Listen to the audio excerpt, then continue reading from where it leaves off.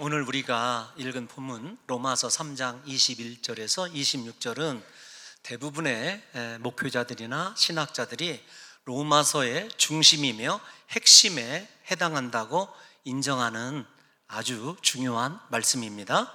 율법의 한계, 즉 율법은 죄를 깨닫게 하는 기능을 할 뿐 죄를 제거하거나 사람을 의롭게 할 능력이 없음을 증거한 사도 바울은 이제 율법 외에 하나님의 한 의가 우리에게 나타났다고 선언합니다.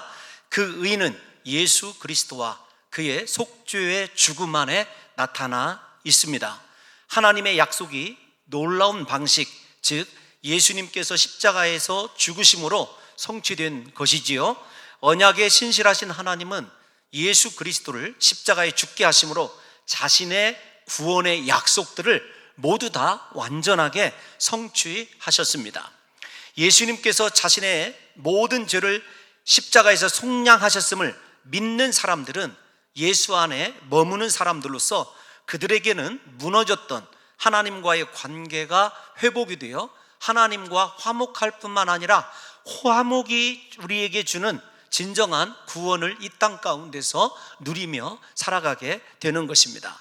예수님의 십자가의 죽음으로 하나님의 구원과 의의 심판 그리고 모든 것들이 다 그렇게 성취된 것이지요.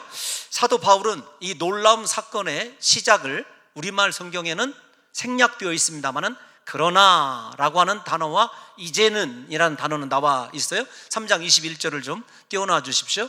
여러분 앞에 21절 앞에 가로 열고 닫고 우리말로 그러나를 써 놓으시면 아주 완전한 본문이 될 거예요. 이제는, 그러나 이제는, 이렇게 이 본문이 얼마나 중요한 구절인지 마틴 로이드 존스라고 하는 제가 가끔 인용하는 유명한 목사님이 계십니다. 그 목사님이 뭐라고 얘기했냐면 그러나 이제는 이라는 이 단어들을 가리켜 하나님이 인류를 대해 오신 방법의 중대한 전환점이자 로마서의 전환점이라고 말씀하고 있어요. 1장 18절에서 여러분 3장 20절까지 인간의 모든 죄성, 죄 아래서 심판받아 마땅해야 될 인간의 상태를 이야기하다가 그러나 이제는 이란 단어로서 우리에게 예수 그리스도 구원의 유일한 소망이신 그리스도의 빛이 점점 우리에게 이렇게 비춰오는 장면을 생각해 보십시오. 얼마나 대반전이고 우리에게 없어서는 안 될 중요한 여러분 반전인지를 생각하자고요.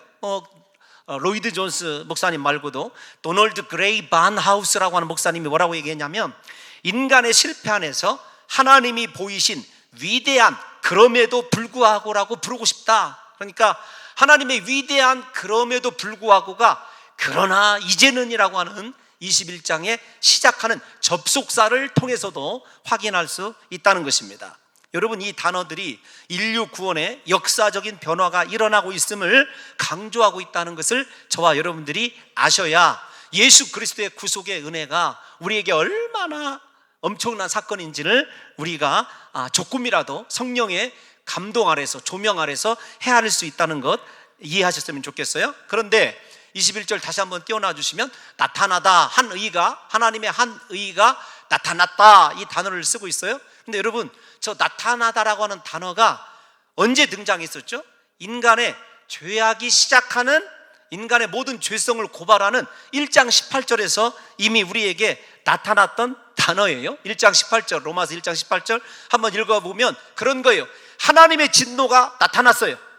우리 다 같이 18절 한번 읽어볼까요? 시작. 하나님의 진노가 불의로 진리를 막는 사람들의 모든 경건하지 않음과 불의에 대하여 하늘로부터 나타나나니 여러분 진노가 나타났어요. 그런데 이제는 무엇이 나타났죠? 하나님의 구속, 하나님의 의, 하나님의 은혜가 우리에게 나타났어요. 그러니까 그러나 이제는 이란 말이 얼마나 여러분 우리의 구원의 대반전을 이루는 중요한 의미를 시사해 주는지를 저와 여러분들이 한 번 더 생각하자고요. 그러므로 사랑하는 성도 여러분, 이 나타나다라는 말씀은 극명한 로마서의 여러분 대조를 이루는 거예요. 하나님의 진노 대신 하나님의 구원의 은혜가 우리에게 시작되고 있음을 보여주는 거죠. 그러므로 구원에 대한 아무런 소망이 없던 우리들에게 엄청난 하나님의 은혜가 이제부터 시작되었다라고 하는 것을 확인시켜 주는 단어들이라고 이야기할 수 있습니다. 문제는 21절에서 이야기하고 있는 율법 외라는 말이에요. 제가 이 본문을 묵상하면서 가장 은혜를 받았던 말씀이 율법 외라는 말씀입니다. 여러분, 외라는 말씀은 좀 특이한 단어예요. 헬라어로 여러분 코리스라고 하는 단어인데 멋멋이 없이 혹은 멋멋을 제쳐놓다 그런 뜻이에요.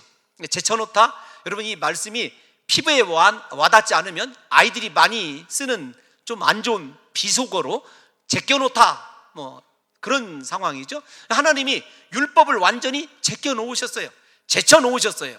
그런데 여러분, 율법을 제쳐놓았다라는 말이 유대인들에게 얼마나 충격적인지를 한번 생각해 보세요.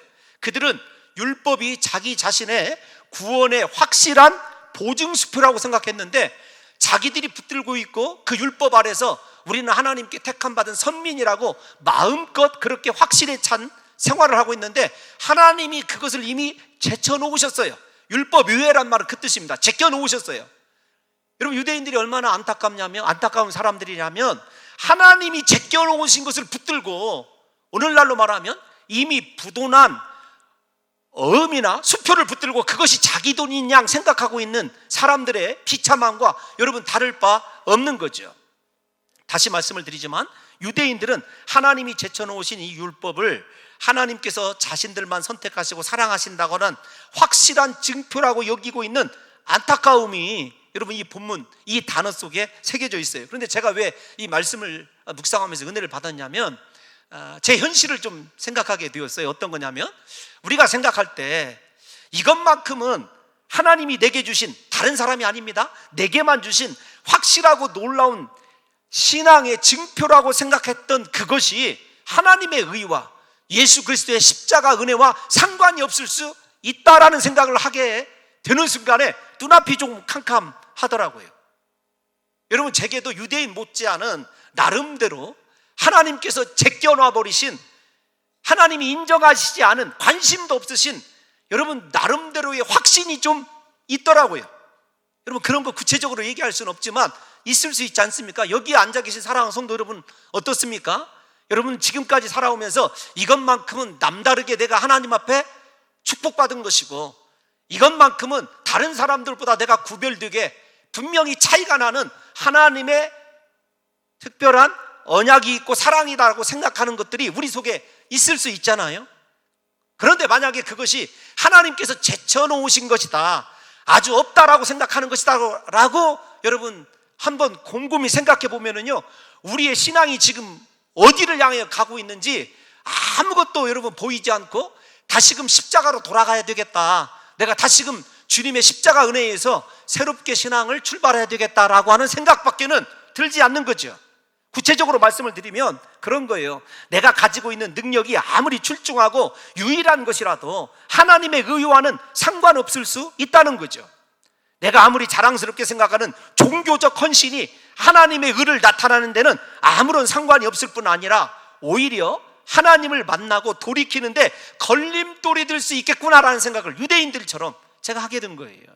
여러분, 다른 사람보다 조금 더 기도한다고? 다른 사람들보다 조금 더 공부한다고? 다른 사람들보다 조금 더 헌신한다고? 내가 다른 사람들보다 특별한 방법으로 하나님을 섬기고 있다고? 여러분, 그것이 하나님의 의와 상관이 없을 수 있다라고 생각하게 된다면요, 저처럼 눈앞이 캄캄해질 수 있어요. 그때 다시 떠오르는 것이 무엇이냐면 십자가로 돌아가야 되겠다, 다시 기본으로 돌아가야 되겠다, 여러분 이렇게 생각을 하게 되더라고요.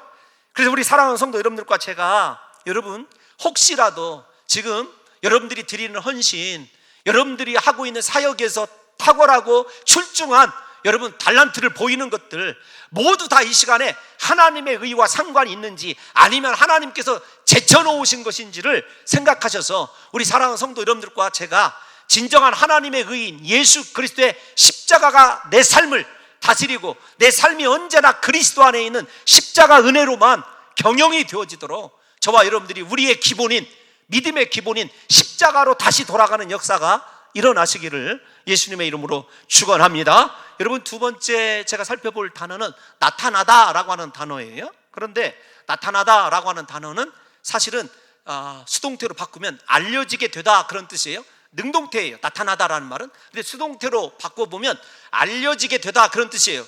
무슨 말이냐면 알려지게 되다라는 말은 하나님이 알게 해주시지 아니하면 알 수 없다 그런 뜻입니다. 여러분, 이 단어 속에 강조되는 것이 무엇이냐면 오직 하나님의 은혜예요. 사랑하는 성도 여러분, 하나님의 의가 우리에게 알려지게 되는 과정에서 인간의 모든 것이 철저히 배제되고 있음을 우리에게 분명하게 보여주는 단어가 이 나타나다라고 하는 단어입니다. 인간이 원해서 내가 어떤 공로가 있어서 하나님의 의가 우리에게 알려지게 된 바 나타난 것이 아니에요. 전적인 하나님의 여러분 주권과 은혜 아래서 도저히 이 은총을 받아들일 수 없는 우리에게 하나님께서 그분의 의를 나타내 주신 거죠. 여러분, 이걸 생각하면 저와 여러분들이 얼마나 하나님 앞에 사랑받는 존재들인지도 한번 다시 생각해 봐야 될 것 같아요. 이 본문을 생각하다가 여러분들과 함께 살펴본 창세기의 말씀이 생각났어요. 이 알려지게 하다, 나타나다, 하나님이 스스로 우리에게 찾아오셔서 죄인인 우리를 의롭다 하시는 이 과정을 보게 되면 창세기 여러분 3장에 아담과 하와가 범죄하고 숨어 있었을 때 누가 먼저 찾아오시죠? 하나님이 찾아오시지 않습니까? 하나님이 찾아오셔서 그들의 수치와 여러분 부끄러움을 가죽옷을 지어 입히심으로 가리워 주셔요. 여러분, 이게 나타나다, 알려지게 된다라고 하는 의미입니다. 이것뿐만 아니죠. 창세기 15장을 보게 되면 하나님께서 아브라함과 죽음의 언약을 맺지 않습니까? 짐승을 잡아서 여러분 각을 떠서 양쪽에 벌려놓고 하나님께서 아브라함과 함께 그 죽음의 언약 사이로 지나가시기로 되어 있었어요. 아브라함이 아무리 기다려도 저녁 때까지 오지 않으셔요. 그러다가 하나님께서 타는 횃불의 모습으로 혼자서 그 저주의 언약 사이를 지나가셔요. 아브라함을 데리고 가지 아니하시고. 무슨 말씀입니까?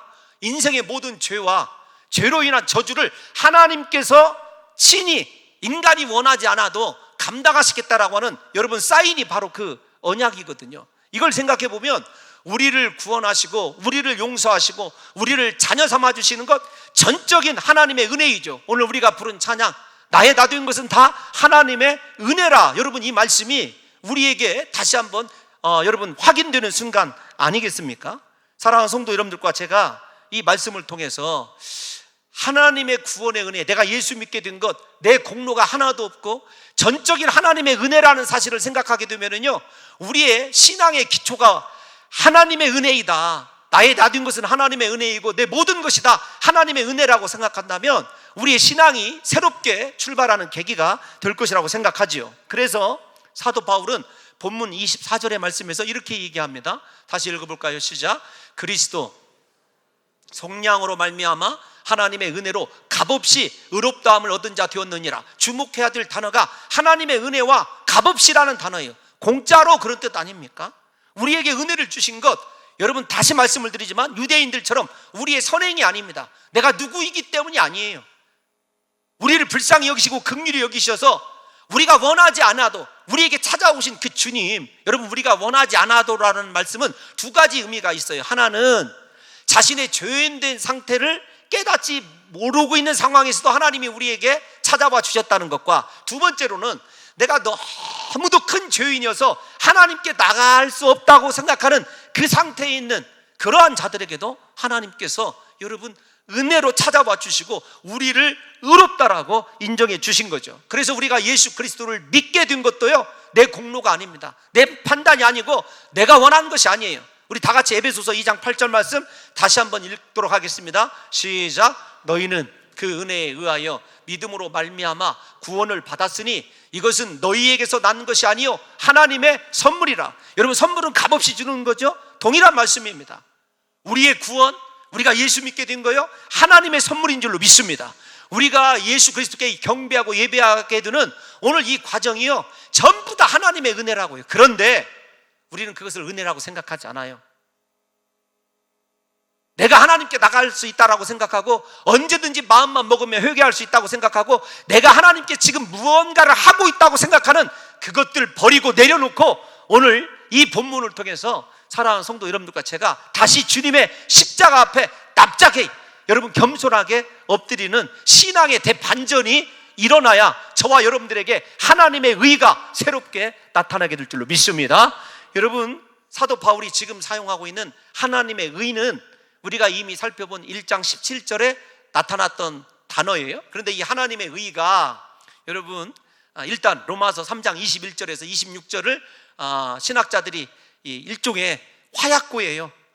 아주 여러분 치열한 전투가 벌어지는 곳인데, 하나님의 의를 주격적으로 여러분 해석을 하면 하나님 자체가 의다, 그런 뜻이고, 여러분 저 단어를 목적격, 소유격으로 해석을 하게 되면 여러분 이거 다 쓸데없는 말들이에요. 무슨 말이냐면 하나님으로부터 나온 의예요. 그래서 여러분 킹 제임스 버전이나 고전들은 전부 다 여러분 주격적, 소유격으로 해석을 해서 하나님께 속한 의라고 생각을 하고, 여러분 요즘에 우리가 잘 바라보는 NIV만 그래도 나름대로 잘 번역을 해서 하나님으로부터 나온 의, 이렇게 해석을 해놨어요.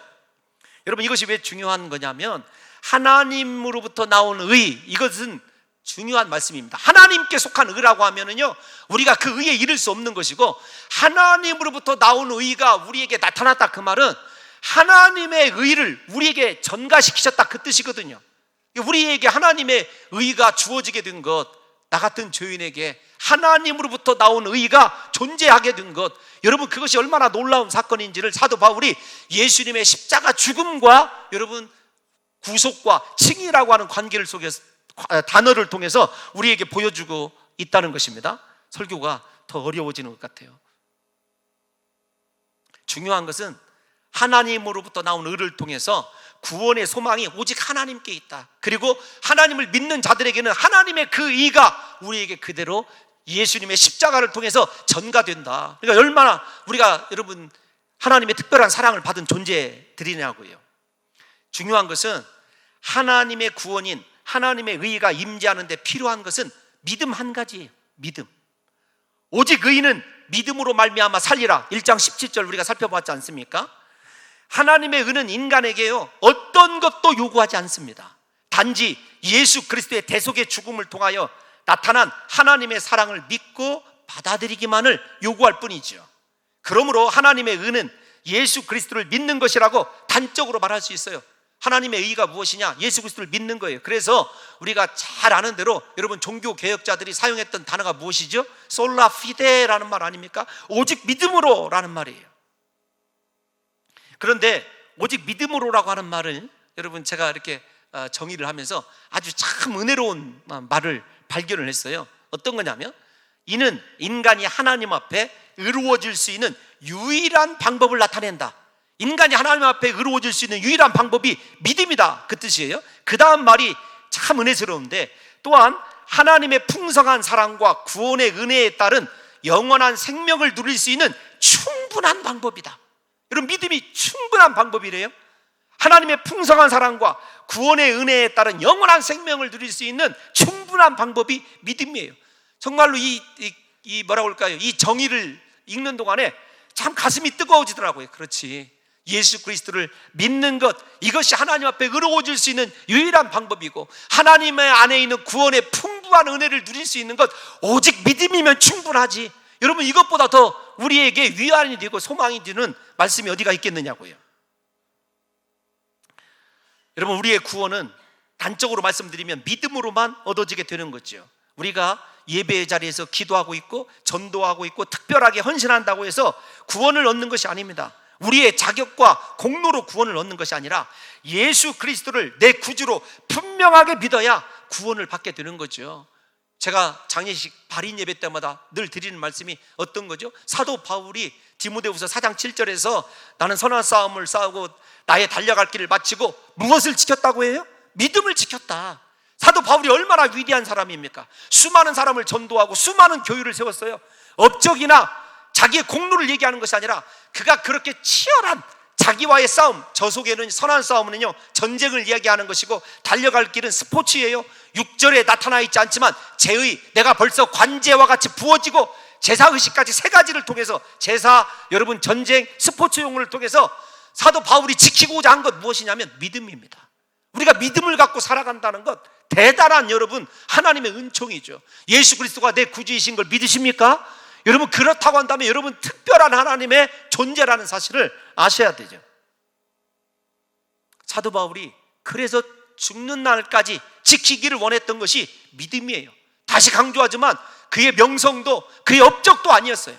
사랑하는 성도 여러분들과 제가 이 시간에 정말로 나의 믿음이 구원에 이른 예수 그리스도의 의가 내 속에 나타난 믿음인지를 이 시간부터 저와 여러분들이 다시 점검하면서 사랑하는 성도 여러분들과 저의 믿음이 오늘 이 말씀을 통해서 새로워지는 역사가 있으시기를 예수님의 이름으로 축원합니다. 여러분 믿음으로 말미암아 우리에게 주어진 하나님의 의의 중요성은 22절에서 다시 강조돼요. 22절 한번 읽어볼까요? 시작. 곧 예수 그리스도를 믿음으로 말미암아 모든 믿는 자에게 미치는 하나님의 의인이 차별이 없다. 믿음만이 절대적이다, 그 뜻입니다. 여러분 이방인이든 유대인이든 오직 하나님을 믿는 자들에게는요 하나님의 의가 차별이 없어요. 그래서 우리에게 정말로 믿음, 예수 그리스도가 내 구주라고 하는 것, 그리스도께서 내 모든 죄를 십자가에서 사해 주셨다고 하는 그 믿는 그 믿음이요 얼마나 대단한 사건인지를 아셔야 돼요. 그럼에도 불구하고 저 믿음을 설명하기 위해서 사도 바울이 인간의 상태를 다시 한번 우리에게 보여줍니다. 23절 말씀을 읽어볼까요? 시작. 모든 사람이 죄를 범하였음에 하나님의 영광에 이르지 못하더니, 사도 바울이 21절 22절 하나님의 나타난 의와 믿음의 관계에서 그 다음에 믿음의 의와 그 다음에 하나님이 우리에게 주시는 믿음의 실체인 그리스도 예수에 대해서 24절 25절에서 설명하기 전에 딱 중간에다가 저 말씀을 끼워놨어요. 모든 사람이 죄를 범하였다. 죄인이라는 거죠. 중요한 것은 하나님의 영광에 이르지 못한다라는 거예요. 여러분 하나님의 영광이 무엇이냐라고 한다면은 저기에 쓰여져 있는 헬라어는 독사예요. 헬라어로 영광이라는 뜻인데 사도 바울이 잘 쓰지 않는 단어예요. 바울 서신에 저 독사라고 하는 단어는 잘 드러나지 않습니다. 영광이라고 하는 단어가. 근데 그 영광이 뭐냐, 독사라고 하는 것이 무엇이냐면 직접적으로 해석을 해드리면 문자적으로는 하나님의 형상과 그에 따른 영광을 의미하는 거예요. 그리고 뿐만 아니라 인간이 본래 가지고 있었던 하나님과의 직접적인 영적 교제의 특권이에요. 제가 두 번째 이 본문을 묵상하면서 은혜 받은 말씀이 저 말씀이에요. 하나님의 영광에 이르지 못했다. 우리는 말로는 하나님께 영광 돌리는 인생, 여러분 입에 달고 살지요? 여러분들은 아닐지 몰라도 목사는 그렇게 살아가요. 입에 오로지 하나님의 영광. 그런데 내면에 너 정말로 하나님의 영광에 이르고 있느냐, 이것은요 커다란 과제예요. 미션 중에 미션입니다. 먹든지 마시든지 무엇을 하든지 다 하나님의 영광을 위해서 하라고 그랬는데 영광에 이르지 못한 것이 무엇이냐면 죄 때문인데, 그러면 죄 때문에 영광에 이르지 못한 상태가 무엇이냐면 하나님의 형상을 잃어버렸어요. 두 번째로는 하나님의 형상을 잃어버렸기 때문에 하나님과 직접적으로 영적인 교제를 이룰 수가 없어요. 그래서 하나님의 영광에 이르지 못한다라는 말 속에는요 두 가지 것이 선행이 되어야 돼요. 예수 그리스도를 믿는 사람, 모든 사람들이 다 죄인이지만 그리스도를 믿음으로 우리 안에서 무엇이 회복이 되어지냐면 하나님의 형상이 회복이 되어져요. 두 번째로는 아브라함이나 모세처럼 우리가 하나님과 직접적으로 영적인 깊은 교제를 나누면서 하나님이 원하시는 바를 알 수가 있고 하나님께 우리의 모든 것들을 낱낱이 아뢰게 될 때 하나님이 앞서서 구원하시고 역사하시는 능력을 체험할 수 있어요. 제가 하나님께 기도한 건 여러분 다른 것이 아닙니다. 하나님, 목사로서 정말 이 세상에 다른 그 어떤 목사보다 하나님의 영광에 이를 수 있는, 그것이 다시 말씀을 드리지만 유대인들처럼 어떤 남들보다 더 기도하고 더 헌신하고 교회를 크게 담임하고 그런 건 아무 상관이 없는 거예요. 쓸데가 없는 거예요. 하나님이 제껴놓은 거예요. 너 정말로 하나님의 영광에 이른 목사냐? 여러분 이건 중요한 문제입니다. 다시 말씀을 드리지만 사랑하는 성도 여러분들이 세상에서 무엇을 하느냐, 여러분 어떻게 소유를 가지고 누리며 살아가느냐, 그거 아무런 하나님의 관심이 아니에요. 하나님이 찾는 사람은요 누가 내 영광을 사모하면서 내 영광에 이르기를, 잃어버린 하나님의 형상을 회복하고자 십자가 붙들고 날마다 죄와 싸우되 피를 흘리기까지 싸우며 하나님 자체로 하나님으로 살아가는 법을 구하는 성도가 누구인지를 하나님이 찾고 계시다고요.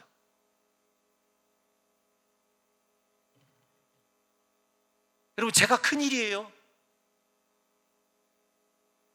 날마다 업적과 어떤 조건에 매여서 이 정도면 아닙니다. 하나님은 그런 것에 1도 여러분 관심이 없으세요. 누가 정말로 나의 영광을 구하고 이 시대에 이렇게 황폐가 된 이 시대에 하나님과 마주 앉아서 친구처럼 깊은 교제를 나누고 하나님과 동행하면서 하나님의 말씀을 들어주고 하나님께 우리 인생의 이야기를 올릴 수 있는 사람이 누구냐고요. 제가 곰곰이 생각해 봤어요. 이 땅 가운데서 가장 큰 축복은 다른 것이 아니라 하나님의 영광에 이를 수 있는 길이 열린 사람이 최고의 축복을 받은 사람인 줄로 믿습니다. 여러분, 비록 우리 사랑하는 봉동중학교 성도들이 이런 표현이 여러분들을 비하하는 건 아닙니다. 시골에 살아가시고 시골에 있는 교회를 섬긴다 할지라도 우리만큼은 신앙생활을요 아주 정말로 기품 있게 했으면 좋겠어요.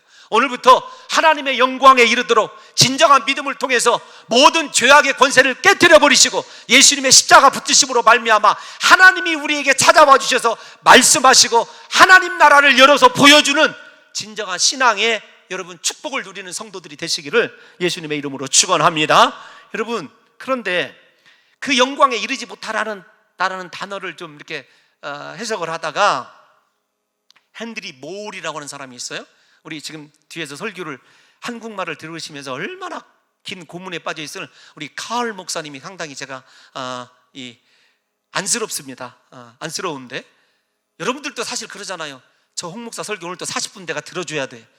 이게 굉장히 큰 고문인데 여러분, 그 영국의 유명한 헨리 모울이라고 하는 이 주교가 있었어요. 근데 그분이 이 본문을 이렇게 해석해 놨는데 제가 참 은혜를 받았어요. 어떤 거냐면 창녀, 거짓말쟁이, 살인자들은 하나님의 영광에 미치지 못한다.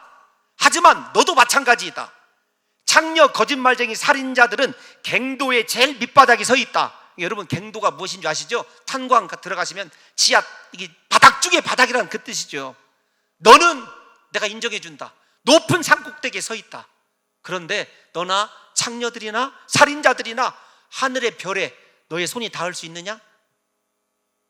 아니, 어떻게 이렇게 똑같은 밥 먹고 사는 사람인데 비유를 이렇게 잘 들을 수 있을까?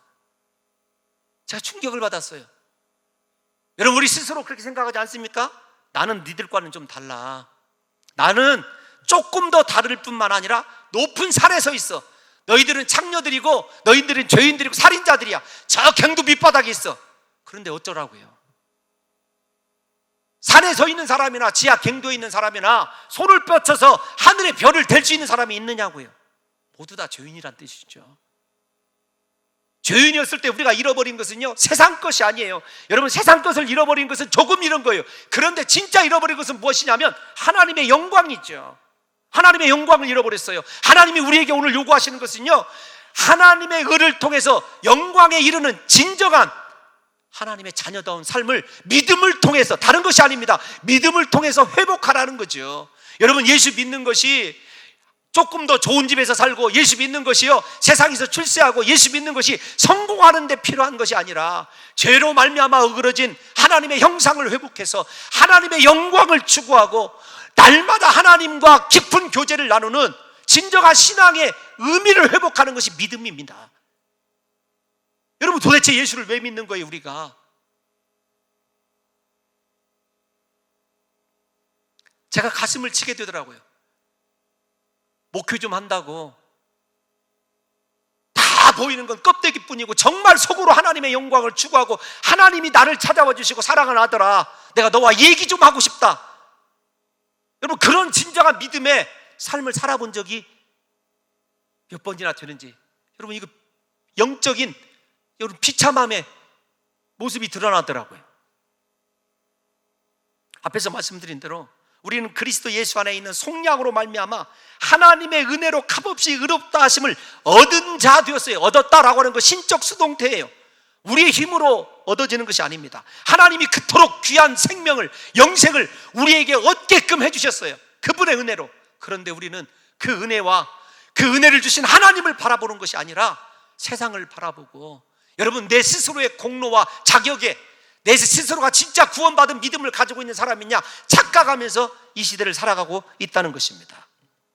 여러분, 오늘 본문을 설명하면서 제가 강조하고 싶은 것이 어떤 거냐면 의롭다 하심, 칭의예요. 의롭다 하심을 신학적인 용어로 칭의라고 그래요. justification이라고 하는데, 여러분, 그 칭의와 그 다음에 구속이라고 하는 단어예요. 구속은 여러분 이따가 좀 설명을 하겠습니다만은, 칭의, 의롭다, 우리가 의롭다함을 얻었다라고 할 때 의롭다함을 얻다라고 하는 단어는요, 재판 용어예요. 재판정에서 쓰여지는 단어입니다.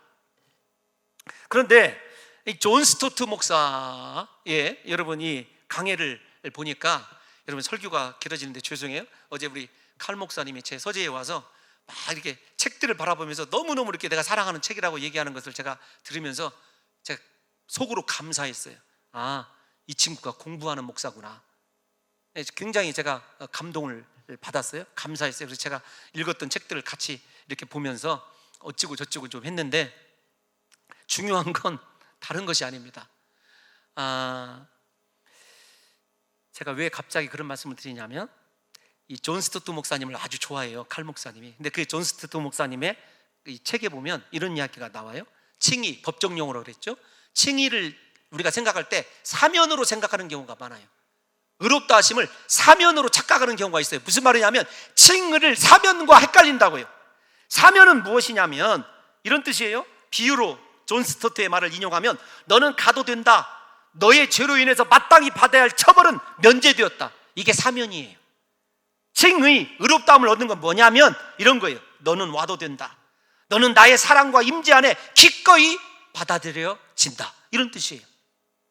별 차이가 없는 것 같으죠? 그런데 엄청난 차이예요. 너 가, 그냥 죄 사해졌어, 이것과 이제 너는 내게 올 수 있어, 내 영광에 이를 수 있어, 너는 내 안에 머물 수 있어. 여러분, 이거 굉장한 차이잖아요. 그래서 칭의를 사면으로 생각하면 율법적으로 살아가게 돼요. 평생 여러분 안 좋은 의미의 빚진 자로 살아가게 돼요. 그러나 은혜적으로, 칭의적으로 생각하면 나 같은 죄인을 품에 안아주시고 그분의 영광을 나에게 주시는 그 하나님을 생각하면은요, 얼마나 우리의 삶이 다시금 새롭게 그리스도를 향하여 달려가고 싶은, 여러분 성령의 깊은 감동이 일어나지 않습니까? 다시 말씀을 드리지만, 칭의는 단지 그 처벌을 면제하는 것이 아닙니다. 정당한 근거에 의하여 그 처벌이 가해질 수 없다고, 처벌의 근거까지도 없애는 것이 여러분 의롭다 하심을 얻는다라고 하는 칭의의 올바른 해석이죠. 여러분, 중요한 것은 하나님의 의가 무엇이냐면 디카이오신에 여러분 많이 들어보셨죠? 그 하나님의 의라는 단어인데 여기에서는 디카이오라고 하는 단어가 쓰여져요. 앞에서 말씀드린 대로 법정 용어예요. 그런데 이 용어는 어떤 뜻이냐면 무죄를 선언하다, 죄 없다고 간주하다, 그런 뜻이에요.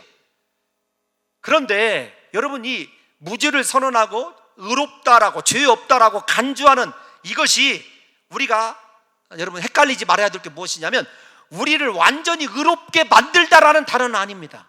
무슨 말이냐면, 쉽게 말씀을 드릴게요. 예수 그리스도를 믿고 성령의 충만함을 받아도 우리 속에 불의가 한 점도 없는 의로움으로 만들어지는 건 아니에요.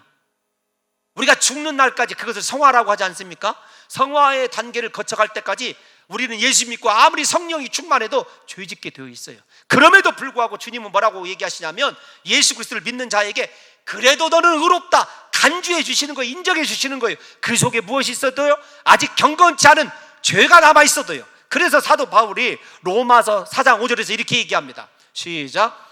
이를 아니할지라도 경건하지 아니한 자를 의롭다 하시는 이를 믿는 자에게는 그의 믿음을 의로 여기시다니, 경건하지 아니한 자를 의롭다 하셔요. 다시 말씀을 드리지만, 칭의를 받았어요. 우리가 의롭다 하심을 받았어요. 그것이 완전한 불의가 없는, 죄 없는 상태가 아니에요. 그래서 칭의는 상태가 아니라 무엇이라고 얘기하냐면 자리 변동이에요. 위치 변동이에요. 불의한 자에서 의롭다 하는 자리로 자리만 바꿔주실 뿐이지, 그러나 우리 속에 아직 죄가 남겨져 있어요. 그런데 그 죄가 있음에도 불구하고 하나님은 우리를 뭐라고요? 의롭다라고 해주신다고요. 그것이 믿음의 위력인 줄로 믿습니다. 사랑하는 성도 여러분, 그뿐이 아닙니다. 사도 바울이 우리에게 보여주시는 하나님의 은혜를 로마서 5장 6절에 읽어보면, 그리스도께서 경건치 않은, 시작, 우리가 아직 연약할 때에 기약대로 그리스도께서 경건치 않은 자를 위하여 죽으셨도다. 우리가 의인되었을 때 죽으신 것이 아니에요.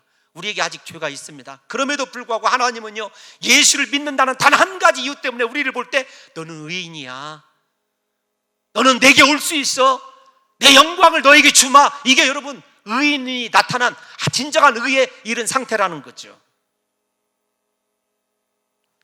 사랑하는 성도 여러분, 우리가 그리스도 예수 안에 있는 속량으로 말미암아 이렇게 하나님의 은혜로 값없이 의롭다함을 얻게 된 거죠. 이제 남아있는 단어가 무엇이냐면 속량이라고 하는 단어예요. 여러분, 속량이라고 하는 단어를 정리하다 보니까 헬라어의 신약 성경에 나타나는 모든 헬라어의 속량은요 다 시장 용어예요. 경제 용어입니다. 앞에서 칭의 의롭다하는 용어는요 법정 용어라고 그랬죠. 헬라어는 모두가 다 무엇이냐면 시장 용어예요. 여러분들이 혹시 아고라 들어보셨습니까? 인터넷 여러분 뭐 쇼핑몰이 되었든지 호텔이 되었든지 예약하는 사람 아고라, 장터라는 뜻이거든요. 그게 속량 그런 뜻이에요. 그 다음에 그 아고라가 어근이 된 엑사고라죠. 그 뜻은 무엇이냐면 전당포에 저당 잡힌 물건을 적당한 값을 주고 다시 찾아오는 행위, 여러분 엑사고라죠. 그거 다 여러분 속죄의 그런 뜻이에요. 그 다음에 오늘 우리가 쓰여있는 단어 아폴리트로시스라고 하는 이 단어 속에 어근이 리토론이라고 하는 단어인데 그 단어가 어떤 뜻이냐면 참 은혜스러워요. 저는 은혜 받았어요. 어떤 거냐면 여러분 노예가 잘못을 했어요. 그래서 처형당할 순간이에요. 그런데 처형을 공개적으로 시키는 순간에 다른 한 사람이 그 노예가 잘못한 것에 대한 값을 줄 뿐만 아니라 그에 대한 두 가지예요. 노예가 저지른 값을 지불해주고 그 노예에 해당하는 본질에 해당하는 값을 또한 지불해주고 사는 거예요. 그래서 그를 여기에서 그치는 것이 아니라 자유인으로 만들어주는 거예요. 이 단어가 리트론이에요. 24절에 쓰여있는 속죄가 그렇게 큰 은혜더라고요. 죄 아래 사로잡혀 있어서 죄 때문에 죽어야 될, 그래서 정말로 멸망 심판대 앞에 서 있는 나를 예수 그리스도께서 사주셔서 지난날에 너의 모든 죄에 해당하는 죄 해결해 주셨을 뿐만 아니라 내 자체 본질에 관한 죄도 해결해 주시고 그것으로 끝난 것이 아닙니다. 우리를 완전한 자유인으로 만들어준 것이 무엇이냐면 여기에 써있는 그리스도 예수 안에 있는 속죄가 바로 그 은혜예요. 여러분 이거 놀랍지 않습니까? 여러분 이 본문 때문에 은혜 받은 사람들이요 너무도 많이 있어요. 그런데 여러분 그 사람들의 은혜 받음이 중요한 게 아니라 제가 본문을 가지고 하나님 저에게도 그 은혜를 주세요. 다시 회복시켜 주세요. 내가 어떤 존재였던지 하나님 어떤 상황에 처해있던 죄인인지를 다시금 보여주세요. 여러분 우리가 그랬던 사람들이에요. 처참하게 이미 여러분 사형장 형틀에서 올가미가 우리의 목에 딱 걸려져 있는 상황인데 주님이 짠하고 나타나셔서 죄값 치러주고 본질인 노예인 나를 사기 위한 값을 지불해주고 우리에게 영원한 자유를 주시면서 사랑하는 아들아 너는 노예가 아니다. 이제는 내 아들이다. 너는 내게로 올 수 있다. 내 영광을 너에게 주마. 사랑하는 성도 여러분, 이것이 그리스도의 구속인 줄로 믿습니다. 이 십자가 은혜가 여러분 우리를 완전히 죄에서 해방시켜서 하나님의 영광을 드러내게 하는 위대한 인물들로 우리를 선택하셨다는 거죠. 그 과정 속에 제가 설명하는 것이 무엇이죠? 예수 그리스도의 십자가 죽음이에요. 그 십자가 죽음을 여러분 화목제물이다 이렇게 얘기하는데 이것 또한 로마서의 세 번째로 등장하는 전쟁의 화약구예요. 이 화목제물이란 단어가 여러분 그 당시에 유대교적인 존재에서는 그 의미가 여러분 존재하지 않았기 때문에 문제가 되는데 뭐 힐라스테리온이라고 하는 단어는요 제물로 세움받아서 우리를 대신하여, 그러니까 무슨 말이냐면 주님이 제물로 세움받으셔서 하나님과 화목해 하셨다는 거예요. 그런데 이것이 속죄소를 가리키느냐 무슨 뭐 시운소를 가리키느냐 등등 해석의 논란의 여지는 있지만 저에게는 하나도 어렵지 않아요. 왜 어렵지 않냐면 모르기 때문에 어렵지 않은 것도 있지만 이 말이 무슨 의미인지 알아요. 예수님이 십자가에 죽으셨기 때문에 죄 때문에 하나님과 불화했던 내가 화목해서 하나님과 하나 될 수 있는 거예요. 예수님의 십자가 죽으심 때문에 사랑하는 성도 여러분들과 제가 하나님께 나갈 수 있는 길이 열린 줄로 믿습니다. 하나님과 화목하게 된 줄로 믿습니다. 이것을 뭐라고 얘기하냐면 하나님과 화목하게 된 상태, 그것을 사도 바울은 의라고 얘기하고 있고 구원이라고 얘기하죠. 로마서 5장 1절을 한번 읽어볼까요?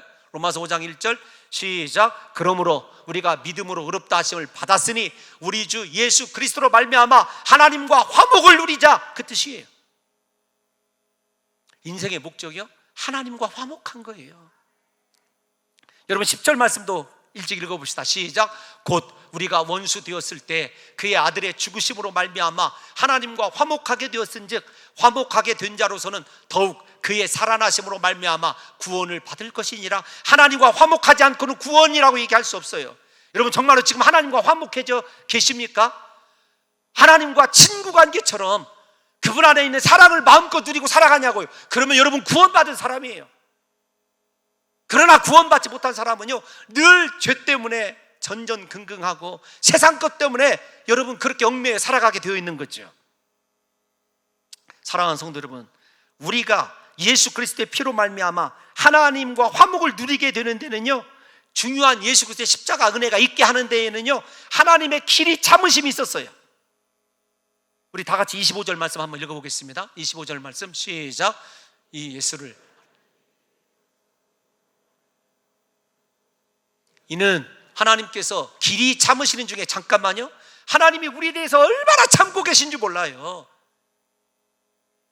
그 다음 말씀이 너무 은혜스러워요. 시작. 전에 지은 죄를 간과하심을 자기의 의로우심을 나타내려 하심이니, 무엇이냐면 하나님이 의롭다 하심을요 무엇으로 나타내시냐면 심판하시고 형벌하심으로 나타내는 것이 아니라 우리의 지난날의 모든 죄를 다 기억하지 아니하심으로 하나님의 의로우심을 나타내 주신 것, 이거보다 더 큰 은혜가 어디가 있느냐고요. 우리는 뭐 조금만 해도요 공로에 입서서 자기의 내세우고요, 내가 이런 사람이야 내세우기를 좋아하는데, 하나님은 그것이 아니었어요. 자기 아들 예수 그리스도를 십자가에 죽게 하실 뿐만 아니라 그 과정에서 하나님의 길이 참으심이 있었고, 뿐만 아니라 그 참으심 중에서 하나님이 우리의 죄를 다 간과 지나가 버리셔요. 기억하지 아니하심 때문에 하나님의 의로우심을 우리에게 보여주신 것이죠. 사랑하는 성도 여러분, 하나님의 그 사랑, 때가 차서 아들의 죽음을 통해서 하나님의 죄는, 하나님께서 우리의 모든 죄들을 벌하시는 그 과정을 통해서 공의는 나타났지만 그 공의로움이 우리를 구원하시는 그리스도의 사랑으로 그렇게 대체되는 장면을 생각해 보시면서, 그분의 의로움이 오히려 우리에게 은혜가 되고 길이 참으심이 되고 죄를 기억지 아니하시는 그 은혜를 사랑하는 성도 여러분들과 제가 누리게 된다면, 여러분 지금 저와 여러분들이 존재하게 되는 것 하나님의 참으심 때문인 줄 믿으셔야 돼요. 왜 하나님이 참으신다고요? 예수님이 화목제물 되셨기 때문에, 그 피 때문에 우리에 대해서 길이 참고 계시고 우리의 모든 죄들을 간과하고 계시다는 사실을 잊으셔서는 안 된다는 것입니다. 마지막에 여러분 우리 26절 다 끝났어요. 3분만 더 할게요. 시작.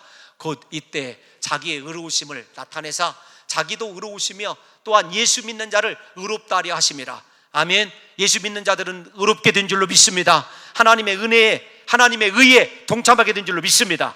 그런데 예수 믿음으로 말미암아 의롭게 되었다, 이 말씀을 16세기 후반에 리처드 후커라고 하는 목사님이 이렇게 해석을 해놨대요. 이건 직접 본 것이 아니라 제가 다른 분, 아마도 제임스 몽고메리 책에 있었던 것 같은데, 이런 겁니다. 16세기 후반에 리처드 후커라고 하는 목사님이 이렇게 해석을 해놨어요. 하나님은 신자들을 의롭다 하신다. 그의 믿음이 귀중한 것이기 때문이 아니다. 믿음의 대상인 그분 즉 예수 그리스도께서 귀한 분이기 때문이다. 여러분 뭔가 와닿는 것이 없으세요? 저는 굉장히 와닿더라고요. 우리의 믿음이 귀한 것이 아니라 우리의 믿음의 대상인 예수 그리스도가 그렇게 존귀하다는 거예요. 여러분 우리의 믿음을 통해서 존귀하신 예수 그리스도만 드러났으면 좋겠어요. 여러분 진정한 믿음의 사람은요, 그래서 세상의 것을 추구하는 것이 아니라 하나님의 영광에 이르기를 힘쓰면서 우리를 하나님과 화목케 하신 예수 그리스도, 그분이 인생의 목적이고 그분과 동행하는 것이 삶의 진정한 즐거움임을 날마다 확인하는 사람이죠. 부디 우리 사랑하는 성도 여러분들과 저의 믿음이 그렇게 예수 그리스도로만 향하기를 원하고, 오늘부터 저와 사랑하는 성도 여러분들의 신앙의 목적이 하나님의 영광에 이르는 것이 될 수 있기를 예수님의 이름으로 축원합니다. 우리 모두 다 자리에서 일어나셔서